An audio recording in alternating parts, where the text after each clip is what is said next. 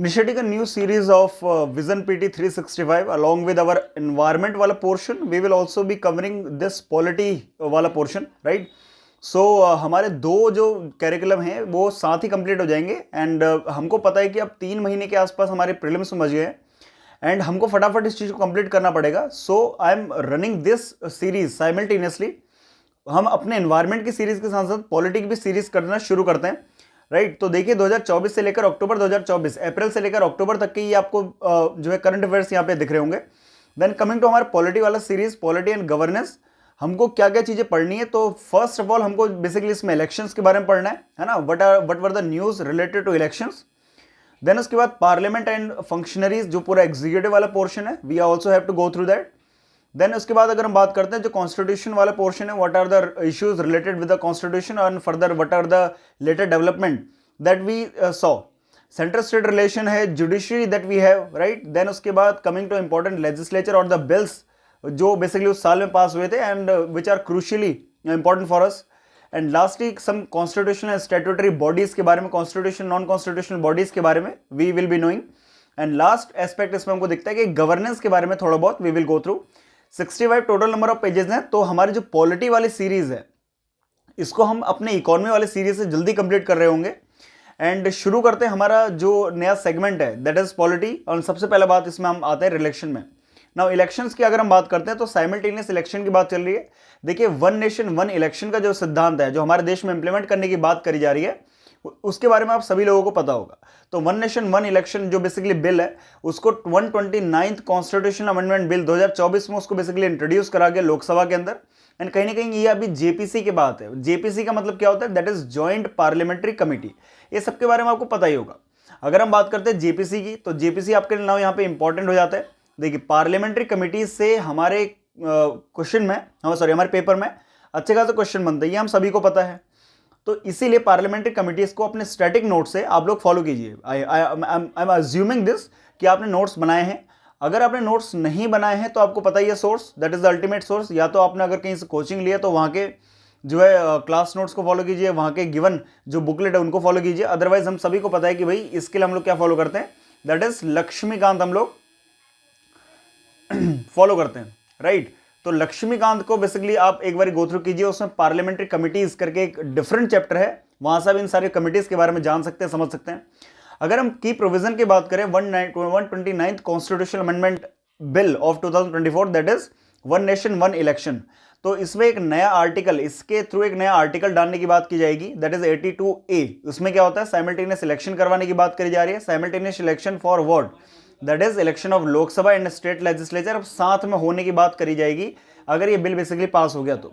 दूसरी बात अगर हम बात करते हैं तो टर्म ऑफ लेजिस्लेटिव असेंबलीज की, है ना, वो बेसिकली तुम्हारा फुल किसके साथ में आ जाएगा? That is within consonance with Lok Sabha only. Then अगर हम बात करते हैं अमेंडमेंट टू आर्टिकल 83, तो आर्टिकल 83 क्या बोलता है? That is unexpired term, mid term and general elections. इनके बारे में बेसिकली बात करता है. तो ये सारी चीजें हैं कि भाई 5 साल जो है अब साथ, मतलब शुरू जब से लोकसभा का जब से सेशन होगा वैसे ही स्टेट लेजिस्लेचर का भी सेशन शुरू होगा एंड अंत के 5 सालों तक बेसिकली ये चलेगा. तो ऐसा कुछ हमको देखने को मिलता है. तो हमको पता है कि भाई लोकसभा जब शुरुआत होती है उसकी, देन उसके बाद स्टेट्स में इलेक्शन होते हैं, है ना. तो ये सारी चीजें हमको देखने को मिलती हैं. एंड अमेंडमेंट टू आर्टिकल 182, तो जो हमारे अनएक्सपायर्ड टर्म है and the full term of state legislative assemblies, इनके बारे में बेसिकली बात करता है, इसको डिफाइन करता है. एंड लास्टली आर्टिकल 327 की अगर हम बात करें तो कहीं ना कहीं power of parliament to make provision for the election of state legislature. तो ये सारे आर्टिकल हमारे लिए क्रूशियली इंपॉर्टेंट हो जाते हैं. Just remember these articles for as of now. Then coming to simultaneous election, ये हम सभी को पता है कि भाई ये पूरा बेसिकली मुद्दा है क्या, है ना. एंड अगर हम बात करें तो साइमल्टेनियस इलेक्शन हमारे देश के अंदर हुआ करते थे. 1951 का जो इलेक्शन है, 51, 52 का, 57 का, 62 का, एंड लास्ट जो बेसिकली साइमल्टेनियस इलेक्शन हुए थे लोकसभा और स्टेट लेजिस्लेचर के जो 7 इलेक्शन हुए थे, वो जो लास्ट इलेक्शन थे देवर इन 1967. देन इसके बाद इस साइकिल को बेसिकली डिसरप्ट करा जाता है. क्यों? क्योंकि 1971 के इलेक्शन को प्रीपोन करवा के 1970s में बेसिकली इलेक्शन हमारे बेसिकली हुए थे. तो ये हमको देखने को मिलता है. एंड प्री मैच्योर डिसोल्यूशन जो हुआ था उस टाइम पे इंदिरा गांधी जी की सरकार के टाइम पे. तो ये सारी चीजें हमको देखने को यहाँ पर मिलती हैं. देन ये हमारी पहली न्यूज थी दैट दैट इज ONOE के बारे में, that is one nation one election bill जो बेसिकली पास करा गया। तो याद क्या क्या रखना है आपको, आपको याद रखना है one nation one election bill basically that has been propose to the Lok Sabha and ultimately अभी जेपीसी के पास है, जॉइंट पार्लियामेंट्री कमेटी के पास है। 129th constitutional amendment bill basically ये है, पास हो जाएगा तो अल्टीमेटली एक्ट बन जाएगा। देन इसमें कुछ हमारे इंपॉर्टेंट क्लॉज आते हैं, that is article 82A, article 83, then article 172 and article 327। ये सारे आर्टिकल्स को आपको याद रखना है, थॉरली आपको बेसिकली याद रखना है, इस बात को आप ध्यान समझिए, राइट। देन कमिंग टू हमारा बॉडीज रिकमेंडेशन कौन कौन दे रहा है basically, 170th report of law commission 1999 में उन्होंने भी ऐसे कुछ रिकमेंडेशन दी थी। देन कमिंग टू हमारा national commission to review the working of constitution, right. तो NCRWC के बारे में आपने सुना होगा, 2002 में वापस से उन्होंने रिकमेंडेशन दी, ये बेसिकली एडवाइस दी कि साइमल्टेनियस इलेक्शन होने चाहिए। 2015 के अंदर पार्लियामेंट्री स्टैंडिंग कमिटीज ने भी ऐसे कुछ रिकमेंडेशन दी थी एंड 2017 में working paper of NITI Aayog भी ऐसा कुछ बोलता है that there should be simultaneous election in both state legislature and along with जो लोकसभा वाले इलेक्शन हमारे पास होते हैं। देन कमिंग टू हमारा next portion under election only, that is state election commission. State election commission की अगर हम बात करें तो अभी न्यूज में क्यों था, that is CAG and its Karnataka report observe that disempowerment of state election commission delays that the election in the local government. तो ये दिखा रहा है कि भाई स्टेट इलेक्शन कमीशन के डिसएम्पावरमेंट की वजह से, मतलब just because of state election commission के पास थोड़ा पावर कम है, डिसएम्पावरमेंट है, उसकी वजह से लोकल इलेक्शन में कहीं ना कहीं हमको थोड़ा रुकावट देखने को मिली है। तो क्या है स्टेट इलेक्शन कमीशन, तो हमको पता है कि भाई पंचायती राज इंस्टीट्यूशन मतलब urban local bodies and rural local bodies के इलेक्शन के लिए रिस्पॉन्सिबल होता है कौन, स्टेट इलेक्शन कमीशन, राइट। तो इसको कौन से आर्टिकल के तहत स्टैब्लिश करा गया है, आप ये जरा मेरे को कमेंट बॉक्स में बताएंगे। अच्छा, कमेंट बॉक्स में बताने से पहले यहाँ पर ये सारी चीजें लिखी हुई हैं, तो हमको देखिए 73rd and 74th constitutional amendment act of 1992। तो ये हमको पता है कि हमारे देश के अंदर कॉन्स्टिट्यूशन स्टेटस मिल गया था लोकल बॉडीज को, चाहे वो Panchayati Raj institution that was with 73rd constitution amendment of 1992 and 74th constitution amendment of 1992 की अगर हम बात करें तो उससे म्यूनिसिपैलिटीज अर्बन लोकल बॉडीज का एस्टेब्लिशमेंट होता है। देन उससे ये किसकी रिकमेंडेशन पर स्टेट इलेक्शन कमीशन को एस्टेब्लिश करा गया था, तो इस बात को भी आप ध्यान रखेंगे, गडगिल कमेटी की रिकमेंडेशन ऐसी थी कि state election commission should be there for conducting free and fair election of local basically जो हमारी बॉडीज हैं। अगर हम अपना इलेक्शन कमीशन जो नेशनल लेवल पे या दूसरे जो इंपॉर्टेंट इलेक्शंस कंडक्ट करवाने के लिए रिस्पॉन्सिबल है, अगर उन्हीं को हम डिवॉल्व करते तो कहीं ना कहीं उनके ऊपर वर्कलोड बढ़ता। कहीं ना कहीं हमको ये देखने को मिलता है कि भाई अगर मतलब ग्राउंड लेवल पे अगर इलेक्शन करवाने हैं, सिमिलरली स्टेट या सेंट्रल लेवल पे इलेक्शन करवाने, तो डबल एंगेजमेंट वाला जो क्लॉज था वो थोड़ा हमको देखने को मिल रहा है कि हाँ थोड़ा हैवी बर्डन उनके ऊपर आया था एंड फ्री एंड फेयरनेस होने की थोड़ा संभावना हमको दिखती है, थोड़ा कम हमको देखने को मिलती। कॉन्स्टिट्यूशन प्रोविजन क्या है, तो हमको देखने को मिल रहा है article 243K clause 1 and article 243ZA के अंदर अगर हम बात करें तो हमारे देश के अंदर स्टेट इलेक्शन कमीशन जो कंडक्ट करवाएगा that is will be responsible for conducting the election of municipalities as well as panchayat. And दूसरा अगर हम बात करें आर्टिकल 243K क्लॉज 2 के अंदर, तो स्टेट इलेक्शन कमीशन के सर्विस टेन्योर इसके अंदर दी हुई है ना, एंड ग्राउंड भी दिया हुआ है कि कैसे इनको रिमूव करा जाएगा, तो इस बात को भी आप ध्यान रख सकते हैं। Article 243K is responsible for और ultimately it is refer to the establishment of state election commission, है ना, इस बात को भी आप ध्यान रखेंगे, दैट इज आर्टिकल 243K।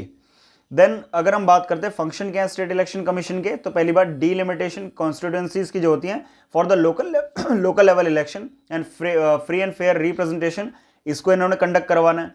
दूसरा अगर हम बात करते हैं कि इलेक्टोरल रोल जो लोकल इलेक्टर्स हैं उनके लिए इलेक्टोरल रोल कंडक्ट करवाना, जारी करवाना, प्रिपेयर करवाना, ये भी किसका काम है, स्टेट इलेक्शन कमीशन का काम है। देन हमको पता है कि लोकल बॉडीज में the seats 1/3 seats are reserve for ST SCs and women as well and OBCs as well, तो इनके लिए भी रिजर्वेशन जो बेसिकली है that is also the work of state election commission, इस चीज को प्रॉपरली रिस्पॉन्सिबली कंडक्ट करवाना। देन ये सारे आपको देखें यहाँ पे, है ना, तो इसको आप एक बार देख सकते हैं, but ultimately this was in news, तो इस बात का आप ध्यान रखेंगे, state election commission under article 243K, इस बात को आप अच्छे से पढ़ के जाएंगे। Coming to delimitation commission, now what is delimitation commission, under which article it comes, तो ध्यान रखिएगा डिलिमिटेशन कमीशन का काम क्या होता है, after every census there was a clause that after every census कि भाई there should be a delimitation commission establish जो क्या करेगा, कॉन्स्टिट्यूएंसीज को रीलोकेट करेगा, जो कॉन्स्टिट्यूएंसीज को वापस से देखेगा। If there is a need to increase the constituencies in any particular area, पूरे कंट्री के लिए ऐसा कुछ हमको देखने को मिलता है। तो that was the delimitation commission. Article 82 delimitation commission के एस्टेब्लिशमेंट की बात करता है, right. Now why this delimitation commission was in news. Supreme court ने किशोर चंद्र छंगनाल राठौड़ केस में 2024 के अंदर बेसिकली केस हुआ था, उसके अंदर ये बोला कि constitutional court have the power to review the order of delimitation commission as well. Now the constitutional court का मतलब क्या है, normal court, supreme court and high court that we are talking about, the which are referred there in constitution in order of the manifestly arbitrary. तो इस बात का ध्यान रखेंगे कि उन्होंने बोला है कि डिलिमिटेशन कमीशन और the decisions of delimitation commission are under JR, that is judicial review हो सकता है। इसका नॉर्मल मतलब ये बनता है, राइट। तो क्या बोला हुआ है, constitution court have the power to review the order of delimitation commission, which simply means that the order of delimitation commission are not outside the purview of judicial review. इस बात को आप ध्यान रखेंगे। ऐसा किसमें बोला, किशोर चंद्र छंगल वर्सेस राठौड़ केस 2024 में जो हुआ था उसमें ऐसा कुछ बोला गया। डिलिमिटेशन कमीशन के बारे में आपने स्टैटिक में लिखा होगा, राइट। तो आर्टिकल 82 के अंदर ऐसा हमको दिखता है कि डिलिमिटेशन कमीशन ऐसा कुछ स्टैब्लिश करा जाएगा, किसके द्वारा, पार्लियामेंट के द्वारा, है ना। और उसके लिए जो भी लॉ बनाएगी वो पार्लियामेंट ही बनाएगी, दैट वाज अंडर आर्टिकल 82। अभी तक डिलिमिटेशन कमीशन 4 बार हमारे देश के अंदर स्टैब्लिश हो चुका है। देखिए, now here it comes PYQ of 2024 में बेसिकली प्रीवियस ईयर क्वेश्चन था कि till now how many times delimitation commission have been established there in India. उसका आंसर था 4 times, right. So this easy question, this much of easiness कभी कभी हमको देखने को मिलते पेपर के अंदर। तो अभी तक 4 बार हमारे देश के अंदर बेसिकली ऐसा कुछ प्रावधान करा गया है कि हाँ 4 बार डिलिमिटेशन कमीशन को एस्टैब्लिश करा गया। 2002 में there was a last delimitation commission, statutory body है, इस बात का आप ध्यान रखेंगे, राइट। तो डिलिमिटेशन कमीशन के जो डिसीजंस हैं, राइट, तो they are considered as final and are unchallengeable in any court, but now Supreme Court has ordered that कि डिलिमिटेशन कमीशन अगर कोई ऑर्डर जारी करता है तो उसका जुडिशियल रिव्यू हो सकता है। Constitutional court have the power to review its decision as well. Composition क्या है, कौन कौन से बेसिकली लोग होते हैं कमीशन के अंदर, तो ध्यान रखेगा, या कोई बेसिकली द जज of supreme court will be the chairman of this particular board और सॉरी कमीशन और the person appointed by him. Second, chief election commissioner और the election commissioner that has been nominated by the chief election commissioner, या otherwise chief election commissioner होंगे। If he is not available तो कोई भी election commissioner जो chief election commissioner के द्वारा nominate करा जाएगा। Third will be the state election commissioner of the concern state. Concern state का मतलब जिस स्टेट के लिए बेसिकली डिलिमिटेशन कमीशन एस्टेब्लिश करा जा रहा है उसके स्टेट इलेक्शन कमीशन की आप बात कर रहे हैं।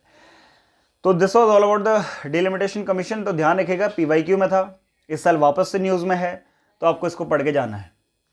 Coming to EVM VVPAT. VVPAT stand for that is voter verification identity, right? तो now अगर हम बात करते हैं तो now the voter have the right to just look at to have a conscience over, right? किसको बेसिकली उसने vote करा हुआ है, right? तो now what is the news related to it? Association for Democratic Reform versus ECI and another case. Now ADR versus Election Commission of India case हुआ था 2024 के अंदर, लास्ट ईयर ही। तो उन्होंने बोला कि voter verifiable paper audit trial जो है दैट इज VVPAT, जिसको हम लोग बोलते हैं, that is voter verified paper audit trial. It simply means that voter verify करेगा, ऑडिट करेगा कि एक्चुअली में उसने जिसको बेसिकली वोट दिया हुआ है क्या वोट उसी को गया हुआ है। मतलब जैसे फॉर एग्जाम्पल अगर ये बेसिकली EVM है तो EVM में आपको ये पता है कि भाई यहाँ पर बेसिकली होते हैं हमारे button, and coming to this particular segment कि यहाँ पर लिखे होते हैं बेसिकली नाम, है ना। तो यहाँ पर नाम लिखे हुए पॉलिटिकल पार्टी के सिंबल बने होते हैं। तो फॉर से कि मैंने बेसिकली इस वाले उस पर अपना वोट दिया हुआ है, राइट। तो जब मैंने इस वाले मान लीजिए कि ये पार्टी का नाम है B, राइट। तो जब मैंने इस B पार्टी को बेसिकली वोट दिया तो मैं यहाँ पर जो VVPAT मेरे पास है मैं उसमें चेक कर सकता हूं कि वो जो बेसिकली वोट है वो B पार्टी को ही गया हुआ है, कहीं वो A पार्टी के नाम पे तो रजिस्टर नहीं हो गया है, मतलब चला नहीं गया है। ऐसे कुछ इल्जाम लगाए जा रहे थे बहुत पहले वैसे पॉलिटिकल पार्टीज के द्वारा, उनके लीडर्स के द्वारा, तो इसको इंट्रोड्यूस करा गया। नाउ कमिंग टू हमारे मेन सेगमेंट की व्हाट इज द न्यूज, तो बेसिकली ऐसा कुछ केस हुआ हमारे पास ADR versus ECI and others case हुआ 2024 के अंदर। उसमें सुप्रीम कोर्ट ने क्या बोला, supreme court dismiss the request of the full cross verification of EVM data with the VVPAT records. तो ऐसा कुछ वेरिफिकेशन के लिए उन्होंने मना कर दिया। नाउ यहाँ पे हमारे लिए स्टैटिक पोर्शन क्या हो जाता है, दैट इज या तो ईवीएम एंड अगेन वीवीपैट हमारे लिए इंपॉर्टेंट हो जाता है। अगर हम बात करते हैं वीवीपैट की, तो वीवीपैट क्या है, that is the portable micro controlled base instrument that was designed by the modernised election process, designed to modernise the election process. तो that is nothing but that is an instrument की check करने के लिए that election are fair, free and fair और not. इसके लिए basically there is an instrument, है ना। भारत इलेक्ट्रॉनिक लिमिटेड के द्वारा बेसिकली इसको मैन्युफैक्चर करा गया। Crucial important this particular thing is, क्योंकि ऐसा वो बहुत बार हमसे पूछा हुआ है, मल्टीपल चीजों का एग्जांपल लेके उन्होंने बोला हुआ है that this particular thing is being manufactured by what, this particular thing is being manufactured by what।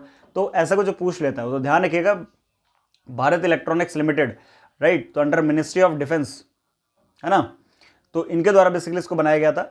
And ultimately second इसमें ऑर्गेनाइजेशन जो इन्वॉल्व थी that was electronic cooperation of India, right. तो electronic corporation of India comes under department of atomic energy, right. तो इनके बारे में थोड़ा आप देख लेंगे, है ना। Then Goa was the first state जिसने वीवीपैट यूज करा था। एंड 2017 के इलेक्शन में स्टेट लेजिस्लेचर के इलेक्शन में फर्स्ट बार वीवीपैट गोवा के अंदर यूज हुआ था। इस बात का भी आप ध्यान रखेंगे। पूरी तरीके से इसको लोकसभा इलेक्शन में डिप्लॉय करा गया था 2019 वाले इलेक्शंस में, है ना। तो ये सारी चीजें, ईवीएम और वीवीपैट की जर्नी क्या है, तो 1982 में हमको देखने को मिलता है कि भाई केरला का जो बाई इलेक्शन हुए थे सबसे पहली बार वहाँ ईवीएम को इंट्रोड्यूस करा गया। देन 1989 में 1951 का जो बेसिकली जो अमेंडमेंट एक्ट है that is representation of peoples act, RPA का मतलब क्या होता है, representation of peoples act of 1951। उसमें अमेंडमेंट करा गया था, परमिट लिया गया था या परमिट करा गया था कि भाई नाउ बैलेट पेपर को रिप्लेस करा जाए ईवीएम से। देन कमिंग टू 2004 वाले इलेक्शन, वहाँ पे जो जनरल इलेक्शन हुए थे हमारे लोकसभा के, वहाँ पर बेसिकली सारे ही इलेक्शंस में फिर ईवीएम को इंट्रोड्यूस करा गया। 2013 का बेसिकली सुप्रीम कोर्ट ने ऐसा मैंडेट करा, सुप्रीम कोर्ट ने ऑर्डर करा कि वीवीपैट को Subramanian Swamy versus election commission of India case 2013, उसमें बेसिकली मैंडेटरी या सुप्रीम कोर्ट ने बेसिकली ऐसा कुछ ऑर्डर दिया था that VVPAT should be used. And ultimately हमको पता है कि 2019 वाले उसमें इलेक्शन में 2019 वाला का बेसिकली जो हमारा केस है उसमें बोला कि जो वीवीपैट है दैट शुड बी लाइक सारे बेसिकली कॉन्स्टिट्यूएंसीज में बेसिकली यूज होना चाहिए, which is ultimately for the verification purpose. तो ये सारी चीजें हमको देखने को मिलती है। एडवांटेज क्या है, डिसएडवांटेज क्या है, they are important for the mains, और अदरवाइज भी अगर आया तो you can now decipher. Coming to हमारा next segment that is model code of conduct. तो हमको पता है कि जब भी इलेक्शन होते हैं तो model code of conduct basically लगता है। Now why this was in news, तो देखिए हमको बेसिकली देखने को मिला कि मॉडल कोड ऑफ कंडक्ट जो है उसका वायलेशन हमको देखने को मिलता है लोकसभा इलेक्शन जब लास्ट ईयर हुए थे। एंड तो इसीलिए बेसिकली न्यूज़ में था। नाउ तो एथिकल और अनएथिकल जो चीज़ है वो सब इसके अंदर आ जाती है। Now what is model code of conduct, 1960s के आसपास मॉडल कोड ऑफ कंडक्ट का शुरुआत हुई थी, है ना। इसको first time basically state legislative assembly of Kerala, इसके अंदर इसको इंट्रोड्यूस करा गया था। ऐसे कुछ गाइडलाइंस हैं, सेट ऑफ गाइडलाइंस हैं जो election commission of India ensure करता है, कंसेंसस से बेसिकली पॉलिटिकल पार्टीज को बताता है ना, ऐसे सामंजस्य बैठा के कि भाई एक अच्छी पॉलिटिकल पार्टी होने का या कैंडिडेट होने का बेसिकली क्या तरीका है, कहीं ना कहीं फ्री एंड फेयर इलेक्शन को भी इंश्योर करने का काम इसमें हो जाता है। अगर हम बात करते हैं जो election commission of India model code of conduct को लागू करने का जो पावर लेता है दैट कम्स फ्रॉम आर्टिकल 324, है ना, जो उनको प्रोवाइड करता है superintendence direction and control the election of the parliament as well as state legislature plus president and vice president office, है ना। इनके लिए मॉडल कोड ऑफ कंडक्ट को घोषित कर सकता है, जारी कर सकता है, नो डाउट ऑन इट। अगर हम बात करते हैं कॉन्स्टिट्यूशन में एक्सप्लिसिटली एमसीसी के बारे में नहीं लिखा हुआ है, crucially important this particular line is, question कैसे बन जाता है, क्वेश्चन ऐसे बन जाता है model code of conduct is mentioned there in constitution under article 324, और आपको लगेगा वो बिल्कुल ठीक है। Why, because election commission of India derive its power from to apply the model code of conduct, it derives its powers from article 324 only, but model code of conduct is not given or explicitly mentioned defined there in constitution of India। इस बात को आप ध्यान रखेंगे, है ना। तो ये सारी चीजें हैं। Then again, coming to MCC enforcement, you can go through this particular segment. This is completely static based, है ना। Now we are referring to only अपना जो है current affairs। Then Lok Sabha elections की बात करते हैं, 2024 के अंदर लोकसभा इलेक्शन हुए थे, and this particular thing has come from there only। 2024 के अगर लोकसभा इलेक्शन की बात करते हैं तो हमको पता है कि भाई लोकसभा के इलेक्शन कैसे होते हैं। कंप्लीट हमारा स्टैटिक पोर्शन यहाँ पे बन जाता है ना, कंप्लीट स्टैटिक पोर्शन बन जाता है। You have to refer this particular portion only. Constitutional provision related to this particular thing, that is now what are दस article 324 to 329 enshrined in part 25 deals with the provision, sorry part 15 deals with the provision related to the elections only. Now ध्यान रखना इस चीज का, this part related to election, this becomes crucially important. Why I am saying this? 2024 के अंदर 2024 के PYQ में previous year question में there was a question that emergency provisions are mentioned in which part of constitution. It has asked about the part of constitution. आप इस बात का ध्यान रखेंगे. So you must remembering this particular fact as well कि जो elections हैं, elections जो हैं, that is election conducted by Election Commission of India, Article 324 to 329 that are enshrined there in part 15 of Constitution. इस बात को आप पल्ले बांध लें, इस बात को आप गांठ बांध लें कि भाई ये पार्ट 15 के अंदर है and that becomes crucially important for us. Coming to article 329B. Now what is 329B? Article 329B, election commission of India invoke the article 329B of constitution before supreme court limit the judicial intervention in the electoral process. तो कहीं ना कहीं ऐसा हमको देखने को मिल रहा है कि हाँ, election commission, now there is involvement of election commission. What does it say? आप आर्टिकल 329 के बारे में थोड़ा जाने. That no election to the parliament और state legislature shall be questioned. मतलब कोई भी अगर बेसिकली स्टेट लेजिस्लेचर का इलेक्शन है, चाहे लोकसभा का इलेक्शन है, राइट, पार्लियामेंट का इलेक्शन इन द सेंस कि लोकसभा है, राष्ट्रपति हैं एंड वाइस प्रेसिडेंट है. स्टेट लेजिस्लेचर का मतलब किसी स्टेट का बेसिकली इलेक्शन हुआ है, उनको क्वेश्चन नहीं करा जाएगा, बस कुछ चीजों को छोड़कर, accept through an election petition filed by the prescribed law made by the appropriate legislature. खाली इस चीज को छोड़कर कि अगर कोई लॉ है उसके तहत बेसिकली अगर कोई जा रहा है सुप्रीम कोर्ट या हाई कोर्ट में, क्वेश्चन कर रहा है इलेक्शंस के ऊपर, बस उसी चीज को छोड़कर बाकी और किसी ग्राउंड पर वो कोर्ट नहीं जा सकते. आर्टिकल 329B ऐसा कुछ बोलता है. It now becomes the crucially important for us. तो सुप्रीम कोर्ट ने NP Ponnuswamy versus returning officer Namakkal constituency and others 1952 के केस में ऐसा कुछ बोला दैट एक बारी अगर election commission of India officially ऐसा नोटिफाई कर देते हैं कि इलेक्शन प्रोसेस बेसिकली फॉलो करा गया है प्रॉपरली, तो कोर्ट कांट इंटरवीन और इंटरफेयर इनटू इट. मतलब इलेक्शन कमीशन ने अगर एक बार ऐसा बोल दिया that the process which was being followed during the whole election process that was free and fair, मतलब उनकी कंसेंस है ना, तो सिंपल सी बात है, सुप्रीम कोर्ट के पास कोई अधिकार नहीं है, किसी और कोर्ट के पास भी कोई अधिकार नहीं है कि वो वापस उसमें इंटरफेयर करे, इंटरवीन करे. This was told by supreme court only. This was a verdict of supreme court only of 1952 case, right. तो इस केस को आप ध्यान रख लेंगे थोड़ा बहुत. तो आरपीआई एक्ट 1951 भी ऐसा कुछ बोलता है. सेक्शन 50 आप उसका अगर देखेंगे, it states that the validity of election can't be challenged और the question except filing the election petition. Election petition के अलावा आप किसी भी ग्राउंड पर उसको चैलेंज नहीं कर सकते. इट ऑल्सो सेज दैट, है ना. तो इसको, इस चीज को आप ध्यान रखेंगे. तो ऐसा हमको देखने को मिलता है आर्टिकल 329B के अंदर भी, ऐसा हमको देखने को मिलता है that is RPI act of 1951 के अंदर भी, सेक्शन 80. तो इस बात को आप ध्यान रखेंगे. That comes under, that is election petition. Election petition का बेसिकली ऐसा कुछ हमको देखने को मिल रहा है कि हाँ भाई, इलेक्शन पिटिशन से रिलेटेड कुछ हमको समाचार में था. इसको आप ध्यान रखेंगे. Now coming to nomination in the election. Nomination in the election in the sense the candidate were elected that unopposed to the Lok Sabha as the nominated papers of opposite candidate were rejected by the returning officer. तो ऐसा कुछ दिख रहा है कि हाँ, nominated papers को basically reject कर दिया था उस टाइम पे रिटर्निंग ऑफिसर में. हमारे पास क्वेश्चन ये आता है कि नॉमिनेशन इन इलेक्शन का मतलब क्या होता है. तो आरपी एक्ट ऑफ 1951 बोलता है, सेक्शन 33 के अंदर बोलता है that the requirement for the valid nomination, there is the requirement for the valid nomination, है ना. तो नॉमिनेशन कैसे फाइल कर सकते हैं. तो कैंडिडेट बेसिकली किसी भी रिकॉग्नाइज पार्टी से बिलोंग करेगा, तो बेसिकली एक प्रपोजर अपना वो सेलेक्ट करेगा, प्रपोजर अपना भेजेगा, है ना. They should have the proposer कि वो बेसिकली बोल रहे कि हाँ, इस कॉन्स्टिट्यूएंसी से हम इस बंदे को नॉमिनेट करना चाह रहे हैं. कैंडिडेट कोई भी इंडिपेंडेंट या अनरिकॉग्नाइज पार्टी का अगर है, तो उनको भी बेसिकली 10 प्रपोजर चाहिए कि now this particular person is going to just have the election from this particular constituency only, है ना. ऐसा कुछ हमको देखने को मिल रहा है.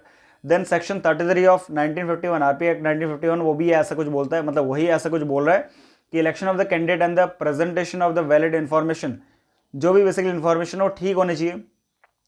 तो ये सारी चीज़ें हमको देखने को मिल रही है कि हाँ नॉमिनेशन टू इलेक्शन भी हमारे न्यूज़ में था, आप इसको एक बार गो थ्रू कर सकते हैं। देन कमिंग टू हमारा next segment that is article 329 we have gone through. Okay, that is repoll. Coming to repoll, repoll is what? Repoll is what? The circumstances ऐसे कुछ हो जाते हैं जहां पे हमको रीपोल की जरूरत पड़ती है। रीपोल का मतलब और कुछ नहीं है, वापस से बेसिकली पोल करवाने की बात कर रहे हैं, वापस से इलेक्शन करवाने की बात कर रहे हैं। तो 1951 का RP act representation of peoples act के अंदर ऐसा कुछ लिखा हुआ है ना। तो अगर कहीं पे नेचुरल कैलेमिटी होती है, वायलेंस होता है, वहां पे वो हो जाता है, ऐसा री इलेक्शन करवाने की बात करते हैं। डैमेज और डिस्ट्रक्शन अगर होता है वोटिंग मशीन को, तब री इलेक्शन करवाने की या रीपोलिंग करवाने की बात कर रहे हैं। Okay, countermanding of election commission, account on the booth capturing, अगर ऐसी कुछ चीजें होती है तब री इलेक्शन कमीशन करवाने की बात कर रहे हैं। डेथ हो जाती है अगर कैंडिडेट की, जो भी बेसिकली उस पार्टी को नेशनल स्टेट पार्टी से बिलोंग करे, तब री इलेक्शन करवाने की बात करते हैं। तो ऐसा मणिपुर में कुछ हुआ था, है ना, पोलिंग स्टेशन से कुछ मणिपुर और अरुणाचल प्रदेश में, जहां पर वापस से री इलेक्शन या रीपोलिंग करवाने की बात करी गई थी। Now what is silence period? Next हमारा जो आता है लोकसभा इलेक्शन में बेसिकली साइलेंस पीरियड की बात क्या कर रहा है। साइलेंस पीरियड का मतलब क्या होता है? पॉलिटिकल कैंपेनिंग जो वोटिंग से पहले है उस पर अब रोक लगा दी जाती है 48 घंटे पहले। ये हमको पता है, मॉडल कोड ऑफ कंडक्ट जैसे ही लागू होगा ये रोक लगा दी जाएगी, तो that is known as the silence period. इतना आपको ध्यान रखना है ना। तो ये सारी चीजें हैं, आप इसको एक बार गो थ्रू कर सकते हैं। आपको क्वेश्चन ऐसा कुछ दे देगा, silence period was recently in news, it is related to which of the following segment. तो आपको ऑप्शन होंगे, तो ध्यान रखिएगा जब मॉडल कोड ऑफ कंडक्ट तक लगता है तो 48 घंटे पहले आपका कैंपेनिंग करना बेसिकली बंद कर देते हैं, बंद करना होता है पॉलिटिकल पार्टीज को। So that is nothing but the period of silence और द साइलेंस पीरियड। ना one candidate and multiple constituency, ऐसा कुछ हमको देखने को मिला। तो आरपी एक्ट 1951 बेसिकली ऐसा कुछ बोलता है that contesting from the multiple constituency deals under article that is RP act of 1951। तो ऐसा कोई बेसिकली कर सकता है, बिल्कुल कर सकता है। नाउ एक्ट बोलता है there is no limit on which, कि कोई भी कैंडिडेट कितनी भी कॉन्स्टिट्यूएंसी से लड़े, राइट। तो ऐसा हमको लिखा हुआ है आरपी एक्ट ऑफ 1951 में, ऐसा 1996 तक था, right, there was no limit. लेकिन अगर हम बात करते हैं the provision related to one candidate multiple constituency और 1951 सेक्शन 37 बेसिकली 33 क्लॉज 7 क्या बोलता है इसका, कैंडिडेट को बेसिकली कोई 2 सीट से लड़ सकता है ना। तो हमको पता है कि जो हमारे प्राइम मिनिस्टर थे उन्होंने भी इस बार 2 सीटों से लड़ा था, पिछली बार सॉरी। जो राहुल गांधी जी हैं उन्होंने भी 2 सीटों से इलेक्शन लड़ा था, है ना, and one of the seat he won, I think both seat he won, है ना। तो उन्होंने वायनाड वाली सीट ही चोज। देन ऐसा कुछ इंट्रोड्यूस करा गया 1996 में, ऐसा कुछ अमेंडमेंट इंट्रोड्यूस करा गया कि खाली 2 maximum number of basically constituencies हैं, उनसे 2 ऐसे कॉन्स्टिट्यूएंसीज से बेसिकली लड़ सकते हैं।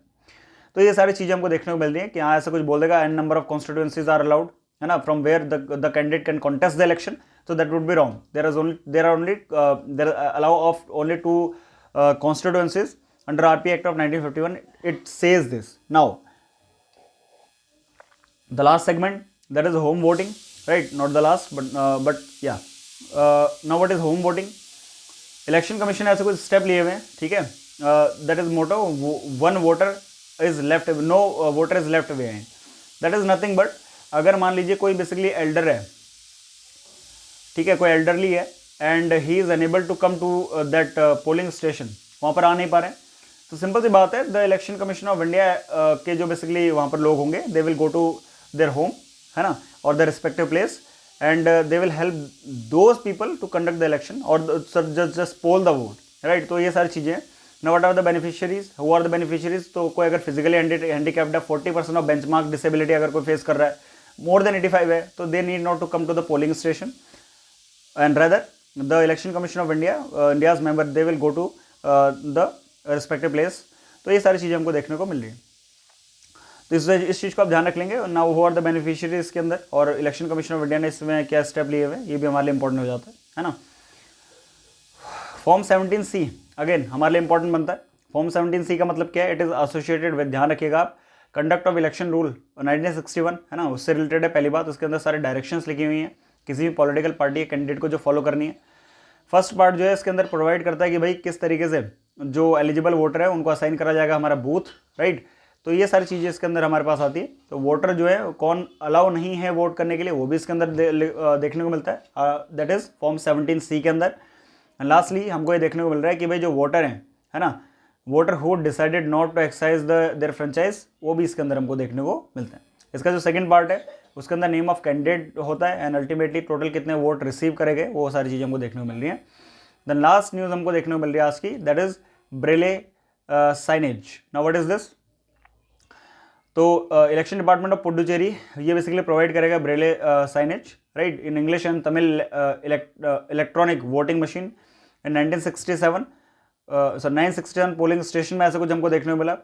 ना ब्रेले सिस्टम क्या होता है, हम सभी को पता है कि जो विजुअली इम्पेयर्ड है ना, जो देख नहीं सकते, तो वो क्या करते हैं, टच से या सेंसेशन से बेसिकली आइडिया लगाते हैं। तो उन्हीं के लिए ऐसा कुछ करा गया कि ईवीएम में ब्रेले सिस्टम लगाया गया so that they could understand कि हम किस पॉलिटिकल पार्टी को वोट दे रहे हैं, है ना।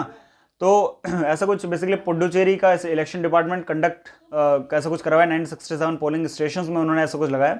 So this was a good step conducted by them, right. तो इसको आपको ध्यान रखना है ना। Now conduct of election rule 1961 के अंदर ऐसा रूल नंबर 49N के अंदर इसको बेसिकली ऐसा कुछ जो है अलाउ करा गया, ऐसा ब्रिंग मतलब लाने के लिए अलाउ करा गया। नॉट्स इंपॉर्टेंट फॉर अस या, बट हाँ ऐसा कुछ braille system is being introduced in the election process as well. Puducherry ने ऐसा कुछ करा हुआ है पहली बार, तो this was the first thing. So we have completed our election वाला portion and from tomorrow onwards और in the next video we will be covering the functionaries or the parliamentary, state legislative and local government related provisions.